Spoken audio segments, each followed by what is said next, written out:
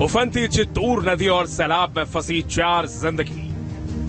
तस्वीरें केरल के पाला की हैं। लगातार हो रही बारिशों से केरल में भी नदी नाले उफन रहे हैं और लोगों की जान आफत में है।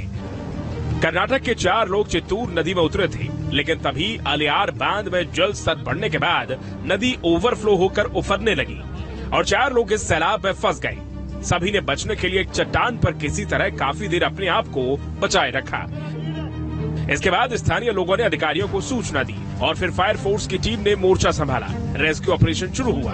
देखिए सैलाब में फंसे लोगों को कितनी जद्दोजहद से रेस्क्यू किया जा रहा है। रस्सी, रबर के टायर और लाइफ जैकेट के साथ हर शख्स को बचाने की पूरी कोशिश हो रही है। देवदूतों की कोशिश रंग लाई और आखिरकार सभी को बचा लिया गया। इससे पहले सबसे कम उम्र की महिला सदस्य को बचा लिया गया था।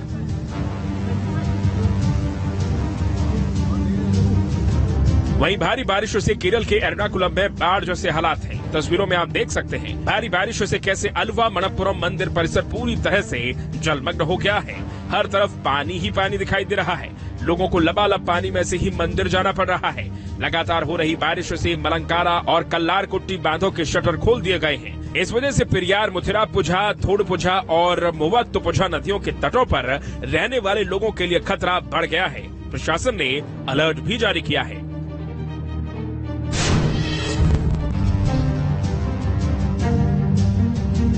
बारिश मूसलाधार, नदियों में आया उफान।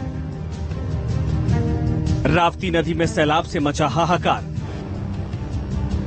लगातार हो रही बारिश से गोरखपुर में भी हालात बेहद खराब होती जा रहे हैं।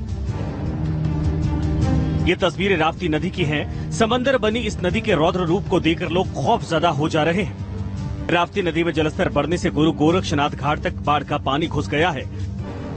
रामघाट और बैकुंठ धाम तक सब जलमग्न हो गए हैं। बीते 24 घंटे में राप्ती नदी का जलस्तर 20 सेंटीमीटर बढ़ चुका है। राप्ती नदी खतरे के निशान से 93 सेंटीमीटर ऊपर बह रही है। इससे जिले के 48 गांव बाढ़ से प्रभावित हो गए हैं। राप्ती नदी नेपाल में जहां से निकलती है, उस इलाके में बारिश होने की वजह से नदी का जलस्तर लगातार ही बढ़ता जा रहा है।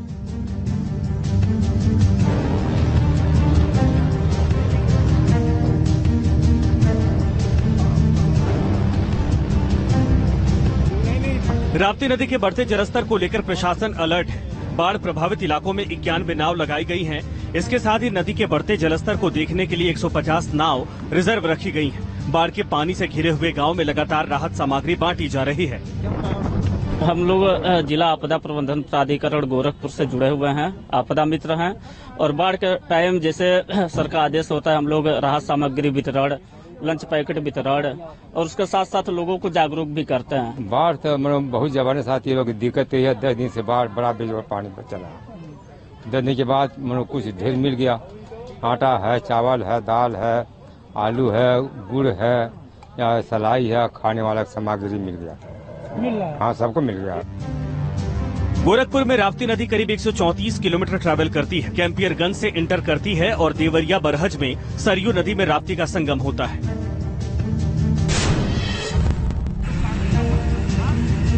भारी बारिशों से दक्षिण के राज्य भी हलकान हैं। लगातार बारिशों से कर्नाटक में दरक रहे पहाड़ जान पर भारी पड़ रहे हैं। तस्वीरें उत्तर कन्नड़ा के शिरूर गांव की हैं। यहां पर बारिश के बाद हुए जबरदस्त लैंडस्लाइड ने भारी तबाही मचाई। तस्वीरें देखकर अंदाजा लगाया जा सकता है कि लैंडस्लाइड कितना भयानक है। इस हादसे में एक शख्स की मौत हो गई, जबकि 7 लोग मिसिंग हैं। जानकारी के मुताबिक राष्ट्रीय राजमार्ग 66 पर सड़क किनारे छोटी मोटी दुकान चलाने वाले लोग रहते हैं। लैंडस्लाइड में ये लोग मलबे में दब गए। टीम लगातार रेस्क्यू ऑपरेशन चला रही है। अब तक 7 लोगों को बचाया गया है। लैंडस्लाइड के बाद 10 से 15 लोगों के गंगावली नदी में गिरने की आशंका भी जताई जा रही है। हाईवे से गुजर रहा एक गैस टैंकर भी लैंडस्लाइड की चपेट में आ गया और गंगावली नदी में गिर गया। तस्वीरों में नदी में तैरता टैंकर साफ देखा जा सकता है। बताया जा रहा है कि गाड़ी के ड्राइवर और क्लीनर जो उस समय दुकान पर चाय पी रहे थे, वो भी लापता हैं। रेस्क्यू टीम इस बात की जांच में जुटी है कि कहीं गैस टैंकर से गैस का रिसाव तो नहीं हो रहा है। एहतियात के तौर पर नदी के किनारे रहने वाले लोगों को सुरक्षित स्थान पर भेज दिया गया है।